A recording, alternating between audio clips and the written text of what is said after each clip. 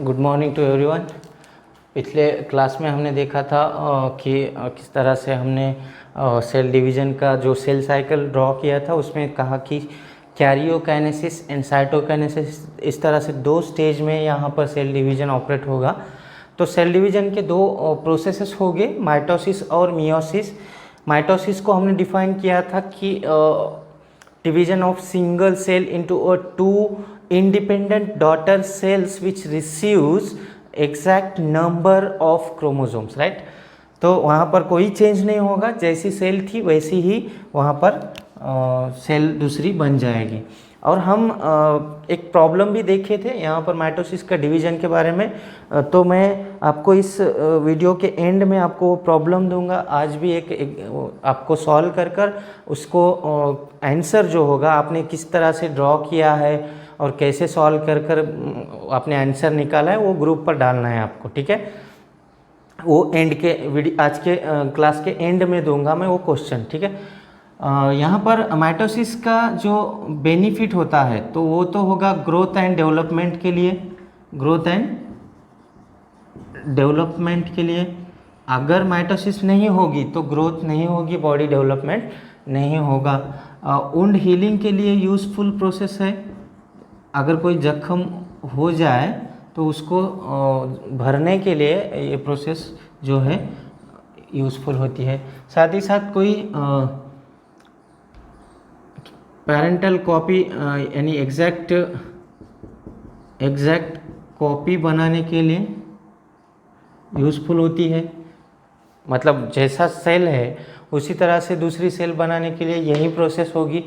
तो mitosis occur इन, एक point याद रखना है, mitosis occur in both diploid, that is 2n, diploid को हम 2n से दिखाएंगे, and haploid that is small n sales.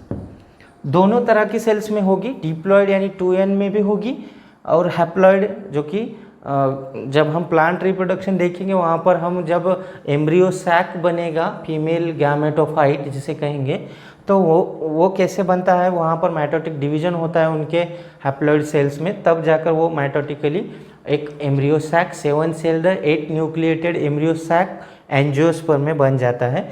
साथ ही साथ उनका जो मेल गैमेट बनता है एंजियोस्पर्म का, वो भी एक माइटोटिक डिवीजन से ही बनेगा। वो हम अगले प्रोसेस यानी थर्ड चैप्टर में यानी रिप्रोडक्शन में वो देखने वाले हैं, ठीक है।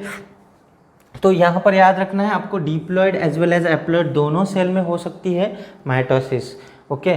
अब यहाँ पर हमने कहा पिछले क्लास में हमने सेल्स का स्ट्रक्चर भी ड्रॉ किया था। मैंने यहाँ पर ऑलरेडी यहाँ पर स्ट्रक्चर ड्रॉ कर कर रखा है ताकि हमें पता चले बिफोर डिवीजन सेल के अंदर कैसा स्ट्रक्चर दिखता है।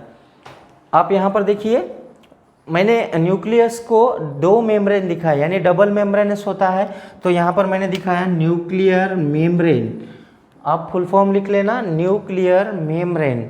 और यहाँ पर और एक पार्ट दिखाया, यहाँ पर ये स्कैटर्ड मैनर में थ्रेड लाइक स्ट्रक्चर जो है किसका है, वो क्रोमोसोम्स का है। क्रोमोसोम्स कैसे होते हैं, पहले डिवीजन से पहले थ्रेड लाइक होंगे, स्कैटर्ड होंगे, फैले हुए जिधर के उधर। और यहाँ पर मैंने एक ऑर्गेनेल दिखाया है सेंट्रियोल, मैंने वही ऑर्गेनेल या वही पार्ट दिखाया है जो अभी माइटोसिस में हमें चेंज होते हुए, जिसमें हमें ज़रूरी है उसकी स्टडी करनी, ठीक है। तो वही यहाँ पर मैंने रिप्रेजेंट किया है। ये जो पार्ट दिखाया मैंने डार्क कलर में, यहाँ पर वो है न्यूक्लियस के अंदर पाए जाने वाला small organ, that is nucleolus, okay. Nucleus का पार्ट है, अंदर होता है न्यूक्लियस के, उसे कहेंगे हम न्यूक्लियोलस। तो चेंजेस इनमें होने वाले हैं, इसी वजह से मैंने आपको ये डायग्राम जो दिखाई है। और ये बाहर वाला स्ट्रक्चर किसका होगा, मान लीजिए एनिमल के ह्यूमन सेल है, ह्यूमन में तो ये होगा हमारा प्लाज्मा मेम्ब्रेन, और इसे हम सेल मेम्ब्रेन भी कह सकते हैं, ठीक है। तो mitosis basically occur in following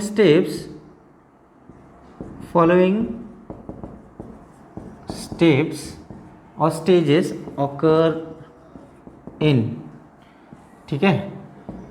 तो फॉलोइंग यानी कौन से स्टेप्स होंगे, देखिए यहाँ पर फर्स्ट स्टेज होंगी प्रोफेज, दूसरी होगी मेटाफेज,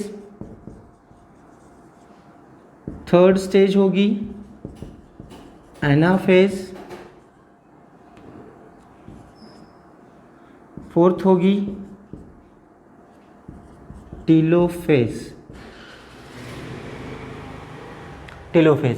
और फिफ्थ होगी यहाँ पर साइटोकाइनेसिस।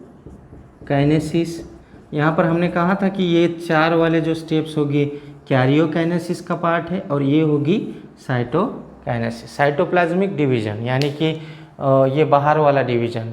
ओके, अब अंदर वाले डिवीजन ये 4 स्टेप्स में फॉलो होंगे। तो यहाँ पर आप जब भी कभी आपको पूछा जाए कि which are the 4 stages of karyokinesis, तो आपको लिखते समय कभी भी पहली स्टेज में ये नहीं लिखना है, ये या ये, इन तीनों को पहली स्टेज में नहीं लिख सकते आप, क्योंकि जब सेल डिवाइड होता है कैरियोकाइनेसिस स्टार्ट होगी तो यहीं से स्टार्ट होगी, यानी प्रोफेज फर्स्ट ही ऑपरेट होगी, उसके बाद में सेकंड, उसके बाद में थर्ड, उसके बाद में फोर्थ। ये 4 स्टेप्स होने के बाद ही साइटोप्लाज्मिक डिवीजन होगा। तो सीक्वेंस को आपको याद रखना है, चाहे आपको इसके लिए कितना ही रटना पड़े, ठीक है। तो इसको आप रट लीजिए या कुछ भी कीजिए, लेकिन इसे सीक्वेंस से ही याद करना है। अब हम चलेंगे फर्स्ट स्टेप की ओर, माइटोसिस की। ये रही first stage, prophase. Okay, prophase में होता क्या है, यही हम स्ट्रक्चर फिर से ड्रॉ करेंगे। यहाँ पर प्लाज्मा मेम्ब्रेन को फिर से हम रेड कलर में दिखा देंगे। यहाँ मान लीजिए ये सेल है, हमें यहाँ पर हम न्यूक्लियस को इस तरह से दिखा रहे हैं डॉटेड एरिया में। वो क्यों दिखा रहे हैं अभी पता चल जाएगा आपको। यहाँ का न्यूक्लियोलस जो है उसे भी हम इस तरह से दिखा रहे हैं डॉटेड डॉटेड डॉटेड एरिया में, इस तरह से। और ये क्रोमोसोम्स जो है यहाँ पर हम पहले तो नज़दीक नज़दीक दिखा रहे हैं इस तरह से, ऐसे, उससे ज़्यादा नज़दीक यानी कंडेंस्ड दिखा रहे हैं। और यहाँ पर सेंट्रियोल है। Okay,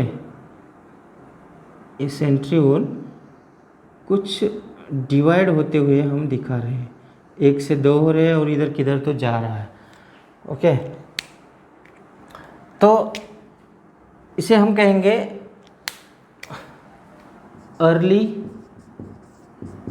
prophase. इसे क्या कहेंगे, अर्ली प्रोफेज। अब ये स्ट्रक्चर दूसरा देखिए,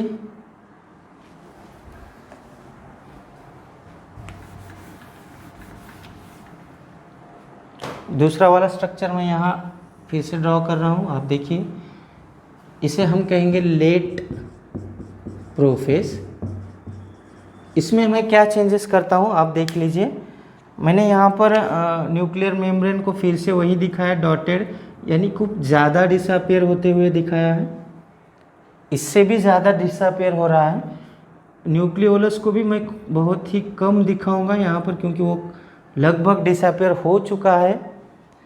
यहाँ पर क्रोमोसोम्स को मैं पेयर में बता रहा हूँ। यहाँ पर देखिए मैंने यहाँ क्रोमोसोम्स के पेयर अरेंज किए हैं। ओके, इस तरह से कर रहा हूँ। ये रहा और एक क्रोमोसोम, यहाँ पर एक पेयर्ड क्रोमोसोम।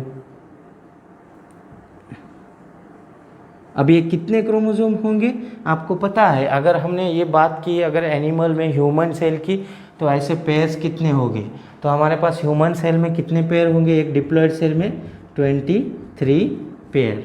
ओके, तो ह्यूमन की बात कर रहे हैं, सभी के सभी एनिमल्स में ऐसा नहीं होगा, जिसके अंदर जितने पेयर्स होंगे उतने ही दिखाई देंगे। ठीक है, हमने ये सिर्फ कहाँ पर बोल रहे हैं हम, ह्यूमन सेल में, ह्यूमन की सेल में, नहीं तो आप कंफ्यूज हो जाओगे।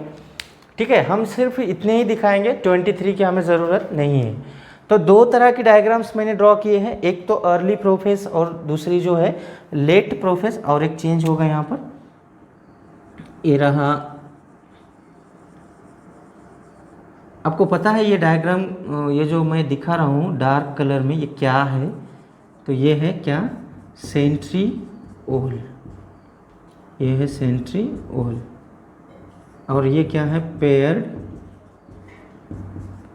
Chromosome.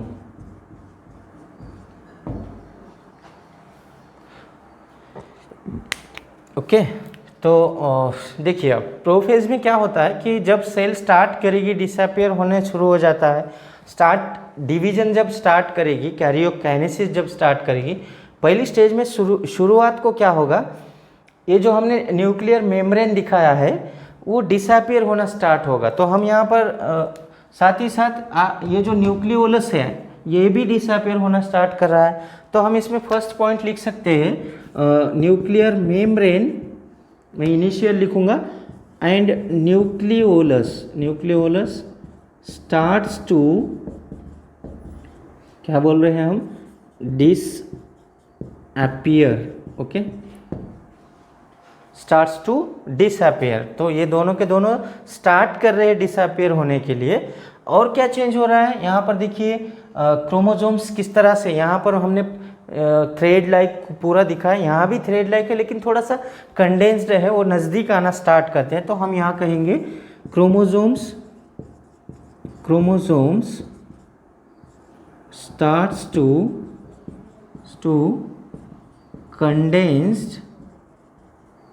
condensed and seen looks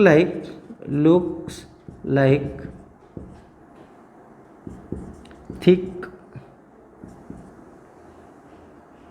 structure। Thick बन जा रहे हैं, थोड़े से थ्रेड लाइक स्ट्रक्चर से वो थिक बन रहे हैं, नज़दीक आ रहे हैं। थर्ड पॉइंट हम कह सकते हैं, यहाँ पर देखिए ये सेंट्रीओल पहले एक था, अब क्या दो हो चुके हैं। तो हम कहेंगे सेंट्रीओल डिवाइड्स इनटू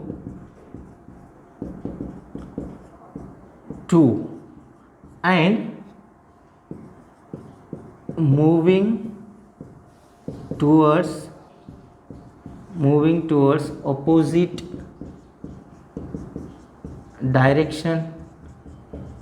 डायरेक्शन को मूव करते हुए हमने यहाँ पर भी दिखा दिया है। और इसके बाद हम क्या कह सकते हैं, एंड में हमने क्या दिखाया है कि chromosomes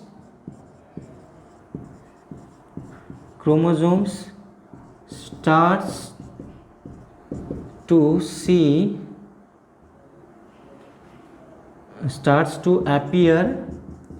appear in paired with their sister chromatids। Okay, देखिए हमने पहला पॉइंट में कहा nuclear membrane and nucleolus gets और स्टार्ट्स टू डिसअपियर, ऐसा ही दिखाया हमने, राइट। दूसरा क्या कहा, chromosome starts to condensed and look like thick structure, their structure getting thick. उसके बाद क्या हुआ, सेंट्रीओल डिवाइड्स इनटू टू, और क्या हुआ, moving towards the opposite pole. ये रहा अपोजिट पोल को आ रहे हैं। लेट प्रोफेज तक हमें सब क्लियरली दिख जा रहा है। यहाँ पर देखिए क्रोमोसोम्स को हमने स्टार्ट्स अपीयर इन पेयर्ड, यहाँ पर पेयर्ड दिख रहे हैं, विथ देयर सिस्टर क्रोमैटिड। वो क्या होते हैं, क्रोमोसोम्स का ये सेंट्रोमर है, सपोज कीजिए ये क्या है, सेंट्रोमर। यहाँ पर क्रोमोसोम का एक क्रोमोसोम है और ये दूसरा chromosome first and chromosome second. तो ये क्रोमोसोम फर्स्ट जो है, इसका जो बाजू में, इसके बाजू में जो पेयर हो चुका है उसे हम कहेंगे, इसे क्या कहेंगे, सिस्टर क्रोमैटिड। ठीक है, समझ गए आप, सिस्टर क्रोमैटिड इसे कहते हैं, सिस्टर क्रोमैटिड। तो वो क्रोमोसोम्स पेयर कब होंगे, उसके साथ कोई सिस्टर क्रोमैटिड आके अटैच होगा टू द सेंट्रोमर। सेंट्रोमर को जब दो क्रोमोसोम्स यानी दो क्रोमैटिड अटैच होंगे तो उसे पेयर्ड क्रोमोसोम हम कहेंगे। तो इस तरह से चेंजेस हमें दिखेंगे प्रोफेज फर्स्ट यानी प्रोफेज जो है पहली स्टेज जो है किसकी, माइटोसिस वाली। माइटोसिस में हमें ये वाला चेंज देखने को मिलेगा। लेट प्रोफेज तक कंप्लीटली डिसअपेयर होता हुआ दिखेगा, पेयर्ड क्रोमोसोम दिखेंगे। यहाँ पर हमने कि यहाँ पर जो पेयर दिखाए हैं क्रोमोसोम्स के वो किसी भी तरह से दिखाए, स्कैटर्ड मैनर में फैले हुए दिखाए हैं, ना कि हमने कोई उनकी सीक्वेंस दिखाई है या तो कहीं अरेंज किया है। ठीक है, तो इतना आपको ठीक से याद रखना है। या तो फिर आप ये लेट प्रोफेज वाली चलेगी या तो दोनों डायग्राम्स को आप ड्रॉ कर लेना। अर्ली प्रोफेज में इस तरह से दिखेंगे, लेट प्रोफेज तक जब जाएगी सेल तो पेयर में हो जाएंगे क्रोमोसोम्स। और ये 1 2 3 4 पॉइंट्स जो है आपको प्रोफेज में लिखने होंगे। तो प्रोफेज में जब आपको 4 पॉइंट्स जब भी आपको स्टेज डिस्क्राइब करनी होती है, एक्सपेक्टेड होता है कि आप कोई डायग्राम काट लेने हैं। कोई डायग्राम मीन्स कोई वाली भी नहीं, आप ये ड्रॉ नहीं कर सकते, यहाँ पर प्रोफेज वाली ही ड्रॉ करनी पड़ेगी। या तो फिर ये दोनों खींचिए या तो फिर ये एंड वाली भी कर सकते हो। साथ ही साथ इनका डिस्क्रिप्शन, क्या चेंजेस हुए यहाँ पर आपको ये बात भूलनी नहीं है कि ये क्या है, सेल मेम्ब्रेन है। बाहर जो है ये सेल मेम्ब्रेन यानी प्लाज्मा मेम्ब्रेन है। तो ये चेंजेस कहाँ हो रहे हैं, सेल के अंदर हो रहे हैं, न्यूक्लियस के अंदर ही सब कुछ चल रहा है। तो न्यूक्लियर मेम्ब्रेन चला गया, जो न्यूक्लियर मेम्ब्रेन के बाहर सेंट्रियोल था वो डिवाइड होकर दो हो चुके हैं और अपोजिट डायरेक्शन में आ चुके हैं। तो इस तरह से चेंजेस हमको देखने को मिलेंगे प्रोफेज में। ठीक है, और अगला जो इसके बाद में जो मेटाफेज आएगा, मेटाफेज, एनाफेज, टेलोफेज, वो नेक्स्ट वीडियो में देखेंगे। धीरे से पढ़ना है आपको, ये ठीक से याद रखना है। ये पॉइंट्स जो है कोई डिफ़िकल्ट पॉइंट्स तो है नहीं, आप अगर डायग्राम एक बार देखोगे तो वहीं पर समझ में आएगा कि क्या क्या चेंजेस हो रहे हैं। ठीक से ड्रॉ करना है आपको, जो पॉइंट्स मैंने कहे उनको भी ठीक से याद करना है। तो चलिए अब बात करते हैं। हमने जैसा कि कहा था, मैंने आपको वीडियो के एंड में एक सवाल देना है, उसका जवाब आपको हमारे 10th क्लास के जो ग्रुप है उस पर आप विथ फोटोग्राफ आप कहेंगे, वो जहाँ पे आपने सॉल्व किया है। जैसे मैंने पिछले क्लास के वीडियो में माइटोसिस की ये वाली डायग्राम यानी कि सेल दिखाई थी, फिर हमने इसका एक माइटोटिक डिवीजन किया माइटोसिस, और यहाँ पर मैंने दो ब्रांचेस दिए, ये ओल्ड वाली पेरेंटल और ये न्यू सेल। बाद में इधर से फिर से दो, यहाँ से दो, इस तरह से हमने 3 माइटोटिक डिवीजन वाला एक क्वेश्चन सॉल्व किया था। तो मैं आपको आज उसी तरह का एक सवाल दूंगा, उसको आपको आज ही या आज कल के वीडियो से पहले आप आंसर उसका निकाल कर विथ डायग्राम, जैसे हमने सॉल्व करने की मेथड बताई, तो उस तरह से आप सॉल्व करके मुझे व्हाट्सएप ग्रुप पे भेजना है। ठीक है, तो सवाल है,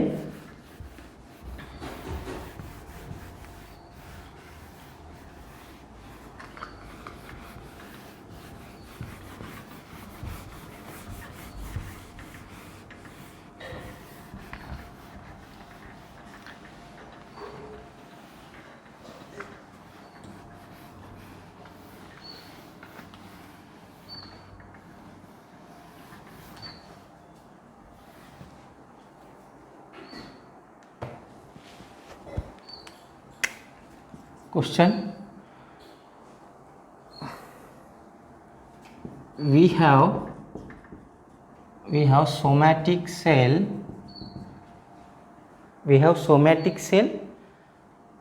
in which 8 mitotic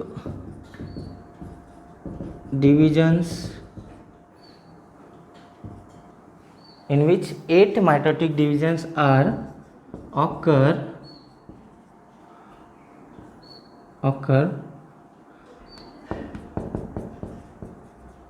What are the total number of somatic cells we have.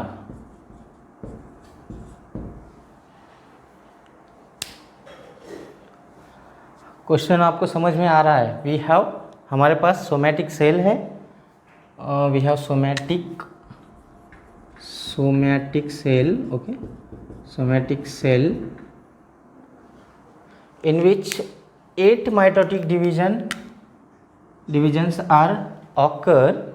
So what are the total number of somatic cells we have? ठीक है, तो आपको एक सोमैटिक सेल है, उसमें आपको माइटोटिक डिवीजन 8 जो होंगे, 8 माइटोटिक डिवीजन ऑपरेट करने हैं। उसके बाद में जो भी टोटल नंबर ऑफ सेल्स आएंगे आप पेज पर इस तरह से कैलकुलेट करना है आपको, जैसा आएगा वैसा कीजिए। आप किसी का या तो फिर किसी बुक्स में, वैसे तो हमारे बुक में तो होगा नहीं, लेकिन फिर भी आप किसी से देखकर या अपने बड़े भाई बहन से पूछकर ना कीजिए। आपका आंसर आप खुद सॉल्व करना है और आपके पेज पर आपका नाम डालना है ऊपर, फिर भेजना है आपको व्हाट्सएप के ग्रुप पे। ठीक है, थैंक यू।